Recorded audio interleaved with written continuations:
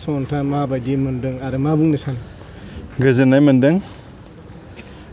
मानगोनां जोंनि BPF दोलोनि आफादगिरि हाग्रामा महिलारि बिथाङा बाथि खेबनि थाखाय आंनो बे BTC इलेक्सनाव केन्डिडेट हिसाबै देग्लायबो आंनो होफिनदों आरो एबार 29 नं सुक्लायसेरफां समष्टिनिफ्राय आङो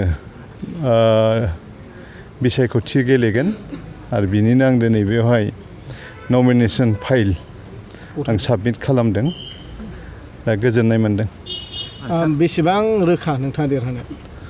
100% रोखा नुहुरदों। गतिके आं खावलायगोन रायजोफ्रा जाहाथे BPF हान्जानि फिन खेबसे BTCआव सरकार लाबोयो। हाग्रामा महिलारि बिथांनि दैदेननायाव जाहाथे जों जौगाखांनाय लाबोदोंमोन आरोबाव फिन आरो जों बे जोंनि ओनसोलखौ जौगाखांहोनायनि थाखाय हाग्रामा महिलारिनि गोनांथि जानानै फैदों। BTCआव फिन हाग्रामा महिलारिनि सरकार फैफिनगोन ना रोखा नामा? रोखा 100% रोखा। जिहेतु नोंथाङा 29 नं सुक्लायसेरफां बियाबाव बेसेबांसो जितु भट लानानै देरहासार जागोन होनना बुङो?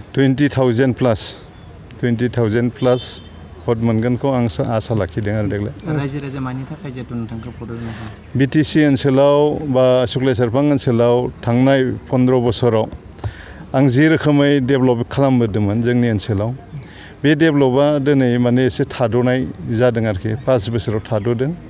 दा बेनिखायनो रायजोफ्रा लुबैदों दे BPF दोलोनि बिजाथि गणेश कछारिखौनो फिन एबार सुक्लायसेरफां समष्टिनि माने बिजाथिखौ देरहानांगौ बेखौ रायजोफ्रा जान्जि खाफ्रादों। नोंथांनि फाइनाल खेलाया सोरजों जागोन? BJP।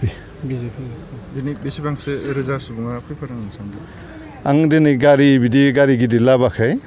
जोंनि वार्कारफ्रा गावबा गाव जि गारि दङ फिसा बेखौ लाबोदों आरो जोंनि वार्कारफ्रा गाव गावनो बाइकजों जों कुनु टारगेट होआखै। 2000 मानसि फैदों। देरहागोना बेयावनो रोखा जाबाय? रोखा।